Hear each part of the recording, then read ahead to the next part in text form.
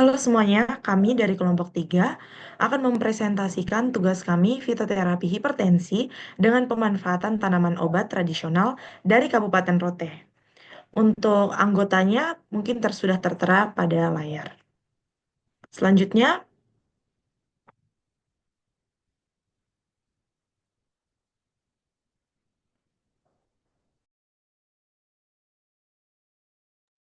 Kita dimulai dari definisi hipertensi.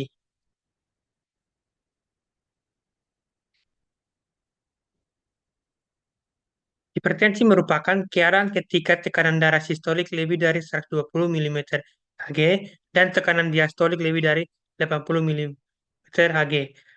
Hipertensi suatu keadaan di mana terjadi peningkatan tekanan darah secara abnormal dan terus-menerus. Pada beberapa kali pemeriksaan, tekanan darah yang disebabkan beberapa faktor resiko yang tidak berjalan sebagaimana mestinya dalam mempertahankan tekanan darah secara normal.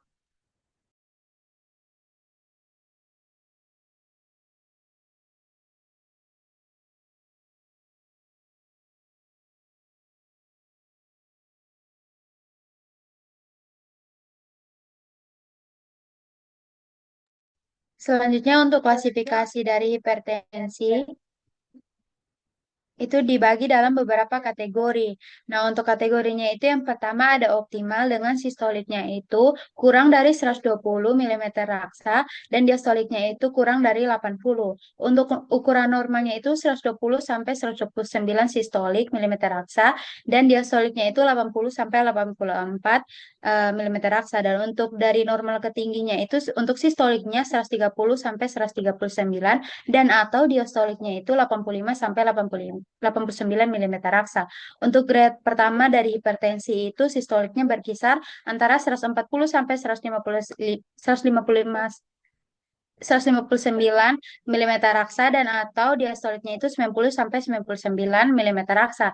Nah, untuk grade kedua dari hipertensinya itu berkisar untuk sistoliknya 160 sampai 179 dan atau diastoliknya itu 100 atau 109.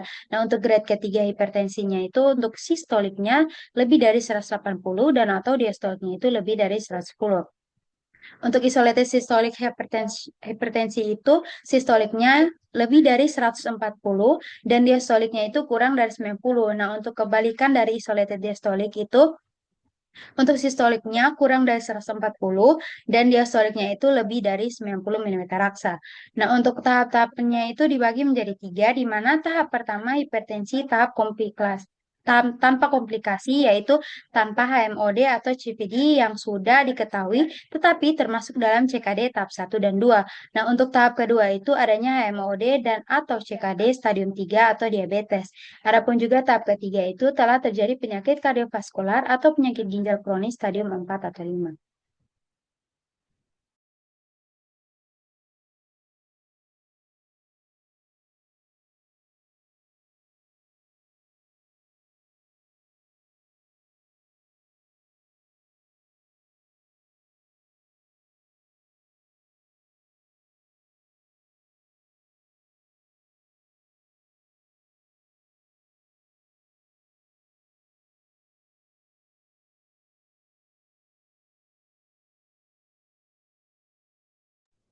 selanjutnya gejala hipertensi.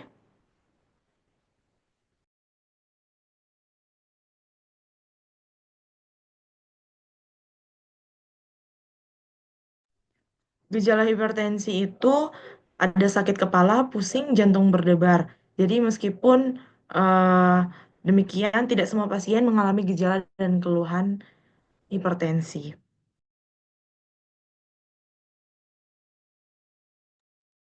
Selanjutnya, patofisiologi dari penyakit hipertensi. Jadi, pada organ hati, hati akan memproduksi angiotensinogen, yaitu prekursor tidak aktif dari sistem renin, angiotensin, aldosteron, atau RAAS, di mana angiotensinogen ini akan bersirkulasi di dalam peredaran darah. Lalu, pada ginjal, ketika tubuh mengalami penurunan tekanan darah, penurunan natrium, atau penurunan volume darah, ginjal ini akan melepaskan renin yang selanjutnya akan mengubah angiotensinogen yang bersirkulasi di dalam peredaran darah tadi menjadi angiotensin 1 dalam bentuk yang inaktif atau belum aktif. Selanjutnya, dalam paru-paru terdapat angiotensin converting enzyme atau ACE yang akan mengubah angiotensin 1 dari bentuk yang belum aktif menjadi angiotensin 2 atau bentuk aktifnya. Angiotensin 2 ini akan memberikan dua efek. Yang pertama itu stimulasi sekresi aldosteron dan yang kedua efek vasokonstriksi cepat atau efek langsung.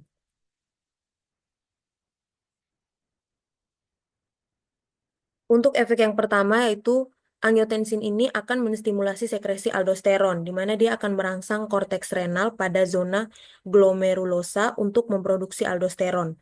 Yang selanjutnya aldosteron ini akan meningkatkan reabsorpsi natrium atau Na+ di tubulus distal ginjal. Natrium yang diserap akan menarik air, kemudian retensi air akan meningkat dan meningkatkan ekskresi kalium atau K+ melalui ginjal sehingga terjadi retensi garam dan air. Untuk efek yang kedua yaitu vasokonstriksi cepat atau efek langsung, di mana kontraksi otot polos pembuluh darah akan menyebabkan vasokonstriksi yang menyebabkan peningkatan resistensi perifer sehingga menyebabkan tekanan darah meningkat. Selain itu, angiotensin 2 ini akan merangsang hipotalamus untuk melepaskan antidiuretik hormon atau ADH yang akan memberikan pengaruh berupa peningkatan reabsorpsi air di tubulus distal dan ductus collectivus ginjal, yang mana akan menyebabkan penurunan volume urin dan peningkatan osmolalitas darah, sehingga volume cairan ekstraseluler meningkat, volume darah juga meningkat, dan menyebabkan tekanan darah meningkat atau hipertensi.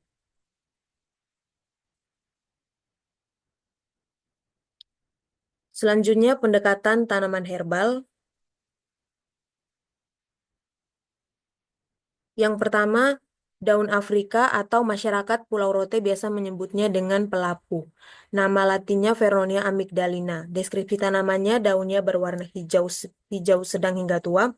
Bentuknya lonjong dengan ukuran panjang 10-15 cm. Memiliki urat merah yang terlihat. Tangkai daun biasanya pendek dengan ukuran 1-2 cm. Untuk bagian tanaman yang digunakan adalah simplicia daun. Untuk klasifikasinya, daun Afrika ini masuk dalam genus Vernonia dan spesies Vernonia amygdalina Dell. Untuk kandungan kimia yang memberikan efek sebagai antihipertensi berasal dari golongan senyawa flavonoid, khususnya senyawa quercetin. Untuk farmakologinya, enzim ACE membutuhkan ion seng atau Zn2+ di pusat aktifnya untuk mengubah angiotensin 1 menjadi angiotensin 2. Pada quercetin terdapat struktur kimia berupa dua gugus hidroksil yang akan mengikat ion seng yang dibutuhkan enzim ACE, sehingga aktivitas enzim ACE ini terhambat dan mengakibatkan angiotensin 2 tidak terbentuk sehingga tekanan darah dapat menurun.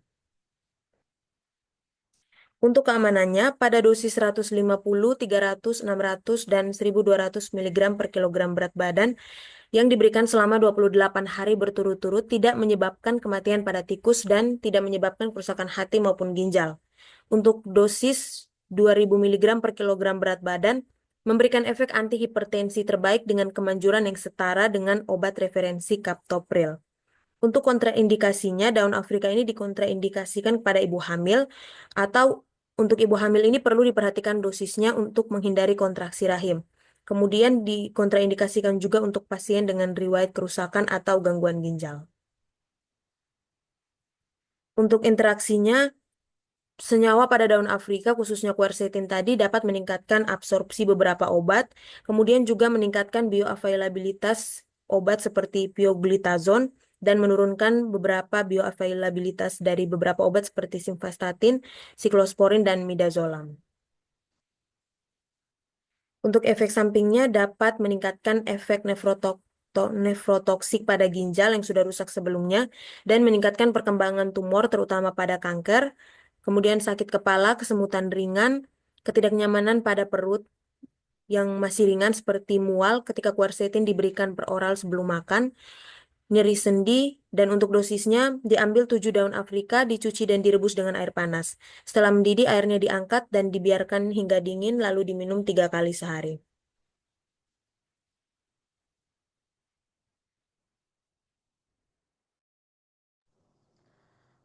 Untuk Tanaman yang kedua ada kelor dengan nama latin Moringa oleifera Lam.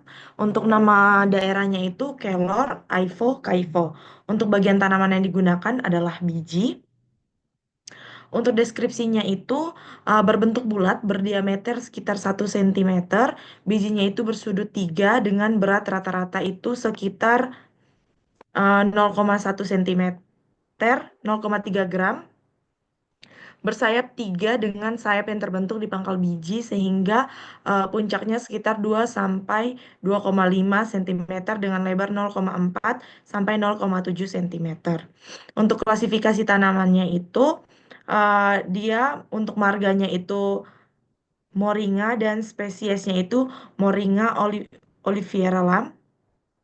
Untuk kandungan kimianya itu golongan senyawa flavonoid khususnya itu niazinamid.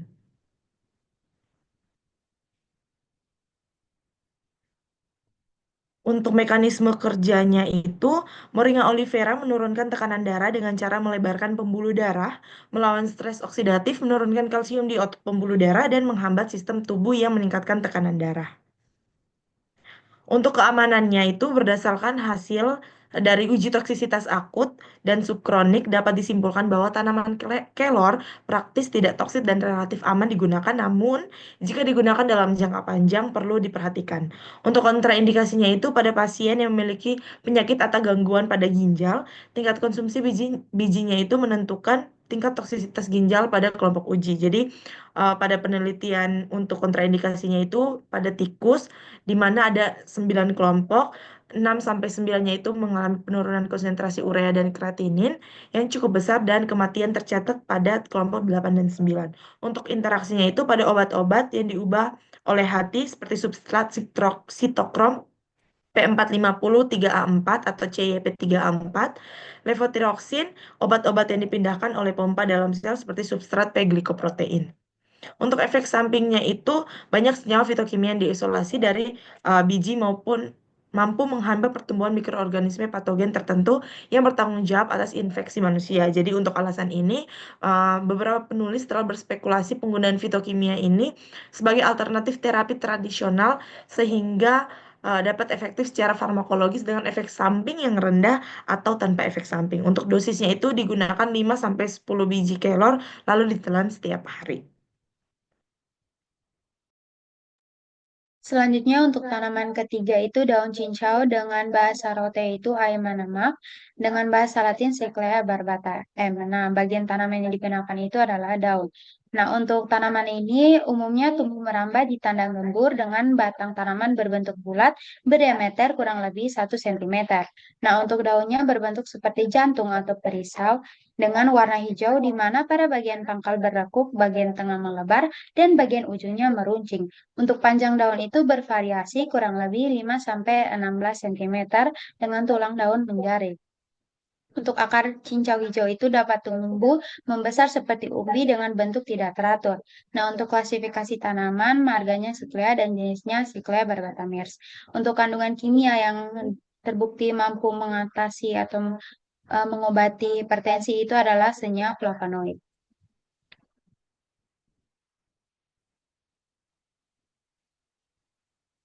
Untuk farmakologinya, kandungan yang berfungsi itu adalah flavonoid, di mana senyawa ini berperan penting dalam mekanisme antihipertensi dengan cara langsung bekerja pada sistem saraf melalui mekanisme simpatolitik dan atau parasimpatomimetik, yaitu relaksasi otot atau melalui syaraf pusat, di mana kerja simpatolitik ini menurunkan tekanan darah melalui penurunan curah jantung melalui hambatan reseptor beta 1. Mampu juga mendilatasi pembuluh darah melalui hambatan reseptor alfa 1 atau beta 2, bisa juga dengan cara menghambat pelepasan neurotransmitter androgenik. Nah, kandungan flavonoid yang tinggi dalam air perasan daun cincau juga terbukti memberikan efek vasodilatasi terhadap pembuluh darah yang mampu membantu fungsi jantung. Nah, seperti yang tadi sudah saya jelaskan, kalau penelitian untuk daun cincau ini masih terbatas, sehingga yang saya dapatkan itu hanya golongan secara besar, yaitu flavonoid. Namun berdasarkan jurnal pendukung lainnya yang saya dapati dari Loelato 2024, menyatakan bahwa golongan flavonoid jenis flavonarigin itu terbukti bersifat sebagai antihipertensi melalui mekanisme yang menghambat ACE, di mana ACE ini bertanggung jawab untuk pembentukan angiotensin 2. Nah, angiotensin 2 ini dia itu bersifat untuk menyempit pembuluh darah. Maka dari itu, flavonoridin ini menghambat si ACE sehingga mampu melebarkan pembuluh darah dan menurunkan tekanan darah. Nah, untuk keamanannya, setelah diteliti oleh Sulfa et al. Itu kepada pasien menopause yang mengalami hipertensi, eh, setelah diberikan konsumsi cincau hijau 1 gelas atau sebanyak 150 cc 2 kali sehari, untuk sekali konsumsi dalam 7 hari itu menunjukkan tekanan darah sistolik responden sebelum diberikan cincau hijau, cincau itu mencapai 154,58 mm raksa. Dan setelah diberikan itu rata-ratanya sebesar 132,50 mm raksa, sehingga terjadi penurunan sebesar 22,08 mm raksa. Nah, untuk diastolik responden sebelum diberikan cincau hijau itu sebesar 94,17 mm raksa, dan setelah diberikan cincau hijau rata-ratanya itu sebesar 81,67, maka terjadi penurunan sebesar 12,50. Nah, berdasarkan data di atas dan hasil uji statistik menggunakan uji Wilcoxon dan uji T berpasangan menunjukkan nilai P kurang dari 0,05, maka ada pengaruh pemberian cincau hijau dan dibuktikan aman terhadap tekanan darah wanita menopause dengan hipertensi di Kecamatan Sleman 3, Triharjo, Yogyakarta. Nah, untuk kontraindikasi ini umumnya tanaman herbal masih cenderung aman, namun tetap perlu pengawasan lebih ketat pada berbagai kondisi tertentu, seperti misalnya ada alergi, sedang hamil, atau mengonsumsi obat apapun. Dan sebaiknya juga kita harus konsultasikan kepada profesional perawatan kesehatan sebelum mengonsumsi cincau hijau. Nah, untuk interaksinya itu terdapat kombinasi daun cincau hijau dengan bahan lain seperti kulit manggis itu terbukti memberikan efek sinergis, di mana mampu memberikan efek gastroprotektif yang lebih baik dibandingkan dengan pemberian tunggal, dengan cara menghambat kerusakan mukosa lambung, meningkatkan rasio proteksi, dan menurunkan ekspresi protein siklooksidasi 2 yang berperan dalam inflamasi. Untuk efek sampingnya ini sampai saat ini masih belum ditemukan karena penelitian yang terbatas, namun diharapkan untuk mengonsumsi tanaman ini secara hati-hati dan tidak berlebihan untuk tidak menimbulkan efek hipotensi. Dan untuk dosisnya itu 1 gelas 150 cc 2 kali sehari.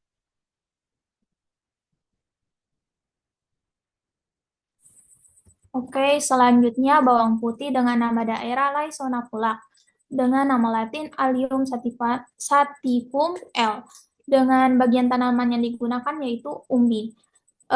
Bawang putih adalah herbal semusim berumpun yang mempunyai ketinggian sekitar 60 cm dan memiliki batang semu berwarna hijau dan bagian bawahnya bersiung-siung bergabung menjadi umbi besar berwarna putih. Untuk klasifikasi tanamannya itu marganya Allium dan spesiesnya itu Allium sativum L. Untuk kandungannya itu alisin. Selanjutnya. Untuk farmakologinya, yaitu alisin yang terkandung dalam bawang putih akan menurunkan tekanan darah melalui beberapa jalur kompleks yang akan menimbulkan efek vasodilatasi. Untuk mekanisme yang pertama melalui produksi nitrit oksida atau NO melalui pelepasan arginin yang merupakan prekursor nitrit oksida. Arginin diubah menjadi nitrit oksida dengan bantuan enzim nitrat oksidase. Kemudian nitrit oksida akan menstimulasi guanilate siklase yang mengubah GTP menjadi siklik GMP. Kemudian siklik GMP mengaktifkan protein kinase G akan mengambil ulang ion kalium dan terjadi pembukaan saluran kalsium yang pada akhirnya menyebabkan terjadinya relaksasi otot polos pembuluh darah sehingga akan menjadi vasodilatasi. Untuk keamanannya, bawang putih yang ditunjukkan dengan nilai LD50 didapatkan dengan nilai LD50 yaitu 3.000 34 mg per kilogram berat badan pada kelinci yang diadministrasikan secara peroral. Kemudian menurut Lawal DKK pada tahun 2016 melaporkan bahwa pada dosis tertinggi ekstrak bawang putih yang diuji yaitu 50 mg per kilogram berat badan, tidak menimbulkan mortalitas pada subjek uji yakni tikus. Untuk rekomendasinya, batas konsumsi harian bawang putih yaitu pada dosis 250 sampai 350 mg per kilogram. Untuk kontraindikasinya itu, individu yang diketahui memiliki alergi terhadap bawang putih dan kandungannya.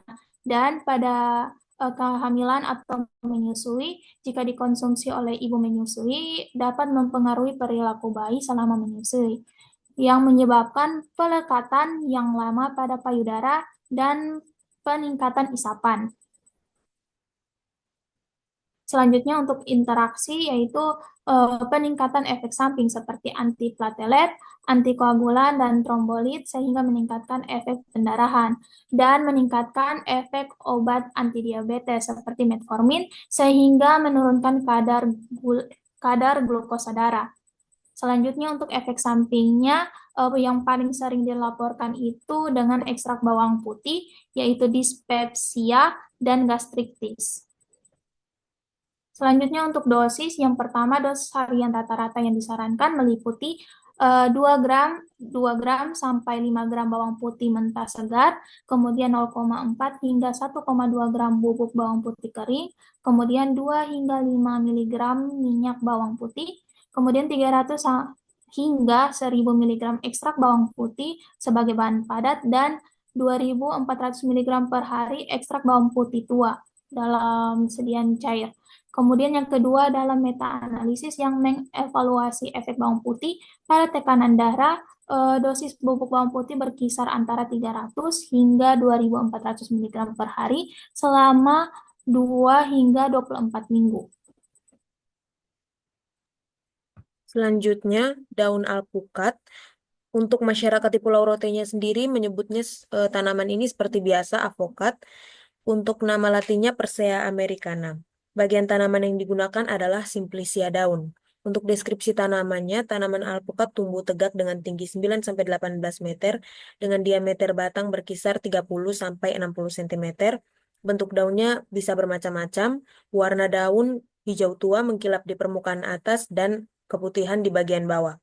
Untuk klasifikasi tanamannya masuk dalam genus Persea dan spesies Persea americana Mill. Kandungan kimia yang berpotensi sebagai antihipertensi berasal dari golongan senyawa flavonoid, khususnya quercetin.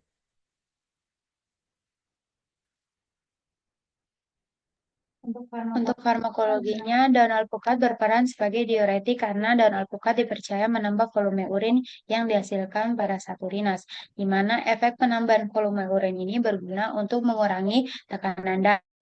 Nah, diuretik ini juga diakui sebagai cara ampuh menangani hipertensi yang disarankan oleh WHO pada tahun 2003 dan Japan Nuclear Cycle Development Institute atau JNC.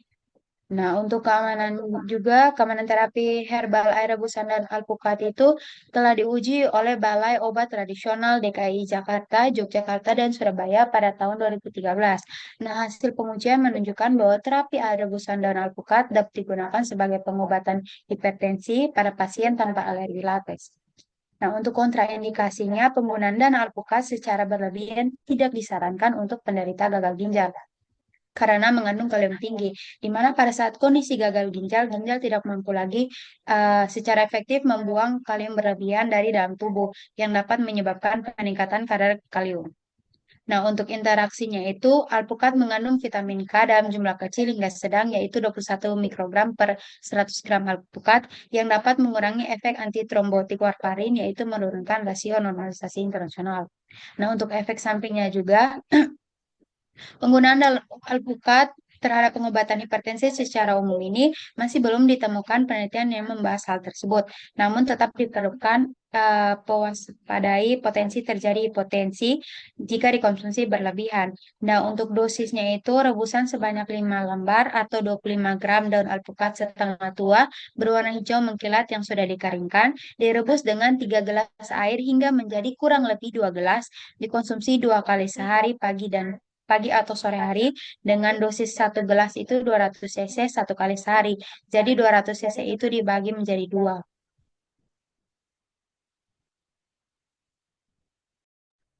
Selanjutnya, aplikasi ramuan herbal yang digunakan. Nah, untuk ramuan yang pertama itu ada rimpang bawang putih dan jahe. Di sini untuk jenis tanamannya itu adalah rimpang bawang putih dan jahe. Untuk indikasinya, bawang putih berperan dalam mengatur tekanan darah sehingga dapat memperlancar peredaran darah. Jahe sebagai antihipertensi dan pengerasan pembuluh darah. Untuk jumlahnya itu perbandingan yang digunakan adalah 1:5, yakni 5 gram bawang putih atau setara dengan 1 siung dan 25 gram jahe atau setara dengan 2 siung atau 2 potong jahe dengan air 250 ml. Nah, untuk cara pengolahannya yang pertama ambil bawang putih dan jahe sesuai dengan jumlah yang diberikan. Jika masih dengan kulit, dikupas lalu dibersihkan dan dicuci. Setelah itu masukkan air ke dalam panci sebanyak 250 ml, lalu masukkan bawang putih dan jahe yang sudah bersih ke dalam panci tanpa dipotong. Selanjutnya nyalakan api dan tunggu hingga mendidih. Setelah mendidih, sajikan ke dalam gelas dan ramuan sudah bisa dikonsumsi. Untuk aturan pakainya itu satu hari 1 kali selama 7 hari dan tidak disarankan untuk disimpan ramuan tersebut. Jadi mungkin untuk jika ingin dikonsumsi baru dimasak saja karena itu jauh lebih baik dibandingkan dimasak 1 kali untuk 7 hari, misalnya untuk 7 hari ke depan. Nah, untuk ramuan yang kedua adalah daun cincau dan gula merah. Di sini untuk jenis tanaman yang digunakan adalah daun cincau hijau dan gula merah. Indikasinya daun cincau hijau sebagai agen antioksidan dan dapat membantu menurunkan tekanan darah. Nah, untuk gula merahnya sendiri itu sebagai pemanis untuk menutupi rasa dari daun cincau hijau. Untuk jumlahnya itu daun cincau hijau digunakan kurang lebih 5 sampai 6 lembar untuk daun yang besar, tapi dapat disesuaikan dengan daun yang kecil dan gula merahnya itu digunakan secukupnya. Jadi misalnya rasanya itu ingin yang lebih manis mungkin bisa ditambahkan, tapi kalau tidak terlalu manis bisa juga tidak ditambahkan. Untuk cara penggunaannya itu ambil daun cincau dan gula merah sesuai dengan jumlah yang diberikan. Jadi jika masih setelah itu bersihkan dan cuci bersih daun tersebut. Masukkan ke dalam panci sebanyak 250 air. Lalu masukkan juga daun cincau dan gula yang sudah disiapkan. Nyalakan api dan tunggu hingga mendidih. Setelah mendidih, sajikan dalam gelas dan ramuan sudah bisa dikonsumsi. Untuk aturan pakainya itu 1 hari 1 kali selama 14 hari. Ini berlaku juga aturan pakainya itu sama seperti ramuan sebelumnya yaitu bawang putih dan jahe. Jadi jika ingin dikonsumsi baru dibuat agar lebih baik untuk efektivitasnya. Sekian presentasi dari kelompok kami. Mungkin jika Ibu dosen dan teman-teman ingin bertanya, mungkin nanti pada saat sesi diskusi. Sekian dari kami, terima kasih.